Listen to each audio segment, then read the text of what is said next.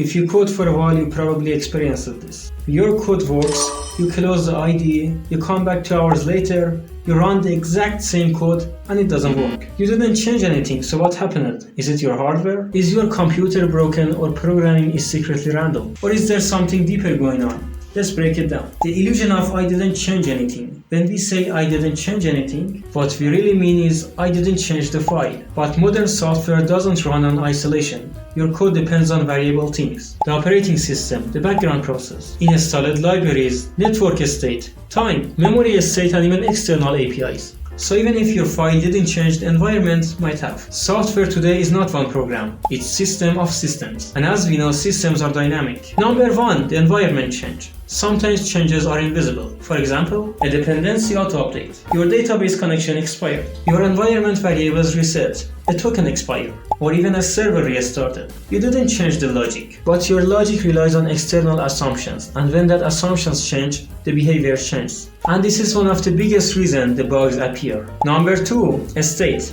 The hidden enemy. Most programmers think the code is input, logic, output. But real systems have a state. A state means something remembers something from before. For example, cached values, sessions, stored variables, or memory not cleaned properly. And even file that created previously. Maybe it worked before because some value was already stored, but now it's gone. Or maybe it failed before, but you just didn't notice. A state creates invisible history, and history affects the behavior. Number three, time is a variable. Time is one of the most underrated sources of bugs. For example, date-based logics, time zones, expired cookies or async delays, and even race conditions. Race condition means two things happen nearly at the same time, and the order affects the result. One run function A finishes first, everything works, and next time function B finishes first, everything breaks. Same code but different timing. It's not randomness, it's concurrency. The kind of issue that caused famous Trust 25 accident. It happened in the 1980s. Race condition bugs that happened in the medical software and caused multiple deaths. A small timing issue, huge consequences. Number 4. Undefined behaviors and edge cases. Sometimes your code was never correct. It just didn't hit the edge cases before. For example, division by zero,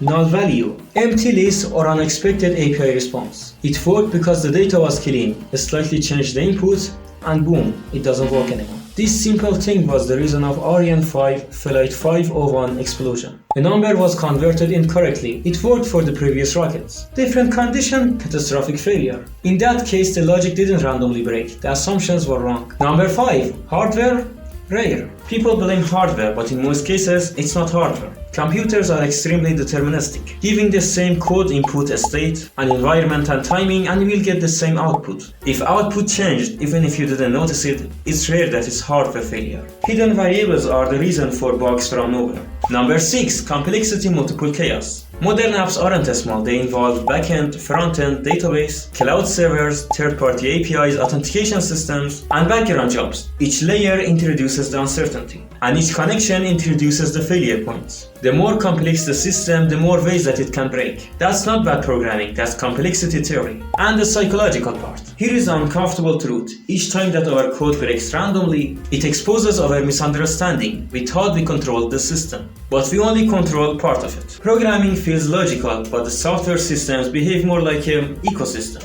Dynamic, interconnected, and sensitive to the small changes. And that's why debugging feels like a detective work. Conclusion. So why our code works until it doesn't? Because systems change, state changes, time changes, inputs change, and assumptions fail. Not because programming is random, because programming happens inside the dynamic systems. The more you understand the system, the less random bugs feel. And that's where you start thinking like a real engineer.